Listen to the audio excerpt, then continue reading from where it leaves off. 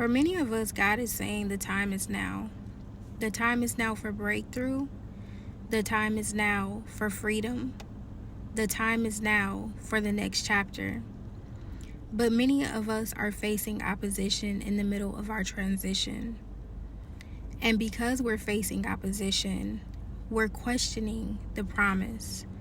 We're questioning the timing. We're questioning whether God really spoke.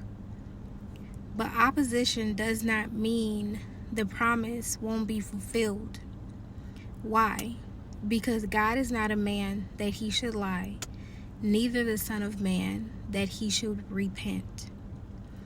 If God said it, he will do it. Think about the children of Israel. God appointed Moses to lead them out of Egypt. The appointed time had come. Their season of bondage was ending. Their season of freedom was beginning. For generations, they had cried out to God. For generations, they had waited.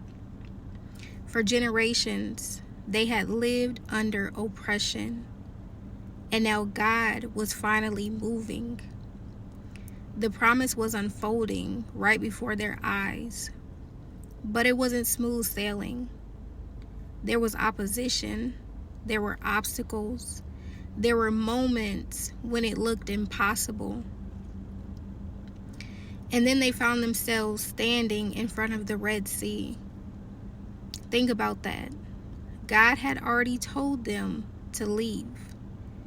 God had already made a way for them to get out of Egypt. God had already proven himself faithful. Yet now they were standing in front of obstacles. They couldn't move. The sea was right in front of them. Egypt was behind them. And suddenly, what God promised looked impossible. And if I'm honest, that's where myself and a lot of us are today. God spoke, God gave direction, God opened a door, God told us to move forward. But somewhere in the middle of the journey, we are running into opposition and we're wondering, God, did I really hear you correctly? God, are you sure this is the right path?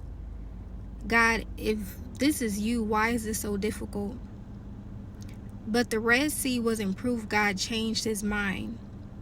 The Red Sea was proof that they needed God to move again. And that's the part we often miss. The obstacles didn't stop God's plan. It became part of the testimony. And I think that's a word for myself and somebody today. Just because you're facing opposition doesn't mean you've missed God. Just because it's difficult doesn't mean the promise won't happen. Just because you and myself are in transition doesn't mean God has changed his mind. The opposition is not greater than God's promise.